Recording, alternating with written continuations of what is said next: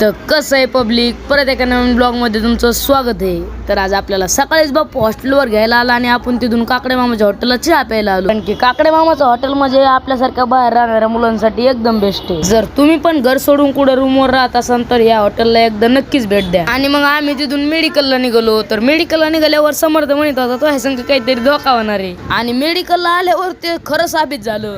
कारण की मला एकट्याला मेडिकलवर सोडून हे दोघं जण ओरडा पार्टीला चालले होते. हे मला ते निघून गेल्यावर कळलं. आता ते निघाल्यावर मी फक्त पाहतच राहिलो, कारण की जाता तर मला येणार नव्हतं. आणि ते गेल्यावर मी अशी गोष्ट केली जे मी कधीच करीत नाही, ते म्हणजे अभ्यास. आणि हे तुम्हाला सांगताना मला उलसिक लाज वाटत नव्हती, कारण की मला चांगलं काम करताना कधीच लाज वाटत नाही. त्याच्यामुळे वापस आपली डेली रुटीन चालू केली, ते म्हणजे साफसफाई झाल्यावर मला भूक लागली. त्याच्यामुळे पळत जाऊन रोहित दादाकडून चिप्स घेऊन आलो. चिप्स घेऊन वापस येत नाही तोपर्यंत आपला भाऊ मेडिकलला येऊन थांबला होता. कारण की मला गावाकडे जायचं होतं, पण मी तर नाही गेलो गावाकडे. तुम्हाला आजचा ब्लॉग कसा वाटला कमेंट मध्ये नक्की सांगा आणि तुमच्या भावाला फॉलो करून घ्या. धन्यवाद.